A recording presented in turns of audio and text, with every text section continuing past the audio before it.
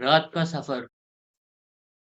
आकाश काले बादलों से ढका हुआ था और चांद की हल्की रोशनी घने जंगल के बीच में एक पुरानी खंडहर होती हुई हवेली पर पड़ रही थी।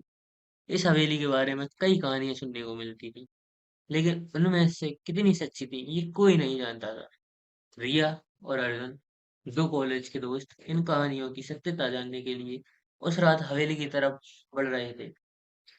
रिया ने धीरे से कहा। अर्जुन, मुझे नहीं लगता कि हमें यहाँ आना चाहिए था। यह जगह बहुत अजीब लग रही है।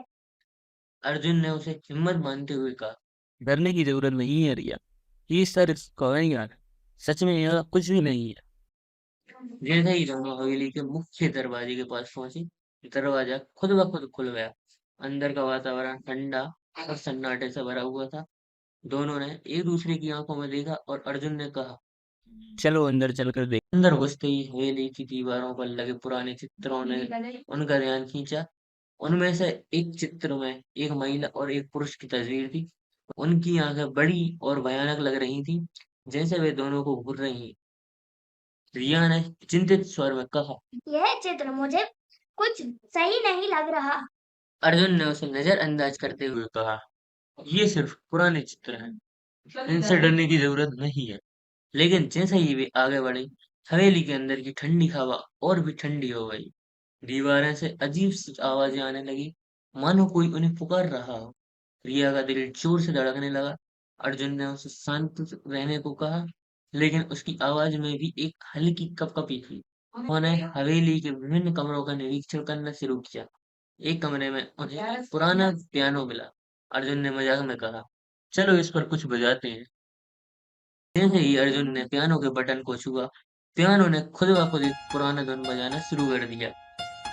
रिया ने कांपते हुए अर्जुन का हाथ पकड़ लिया और कहा। यह जगह शापित है अर्जुन, हमें यहाँ से भागना होगा। लेकिन अर्जुन का ध्यान अब दरवाजे पर था, जो कि बंद था। वह दरवाजा खोलने की कोशिश कर रहा था, लेकिन उसकी सारी ताकत बेकार जा रही थी। अचानक हवेली की रोशनी चमकने लगी और एक जोरदार धमाका हुआ। रोशनी जाते ही वह खुद को एक अंधेरे कमरे में खड़े पाए। इस बार अर्जुन और रिया ने एक अजीब सा महसूस किया। वे दोनों कमरे के बीच में एक आकृति देख सकते थे।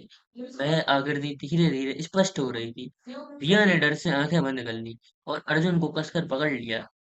जब आकृति पूरी तरह से साफ हो गई तो उन्होंने देखा कि वह वही महिला थी जिसकी तस्वीर उन्होंने पहले देखी थी।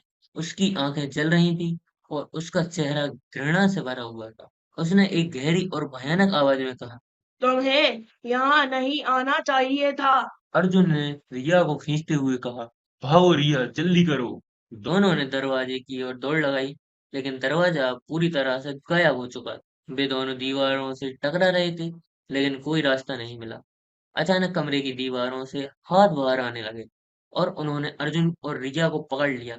वे चिल्ला रहे थे, लेकिन कोई सुनने वाला नहीं। आखिरी आवाज जो उन्होंने सुनी वह थी उस महिला की हंसी। और फिर सब कुछ शांत हो गया।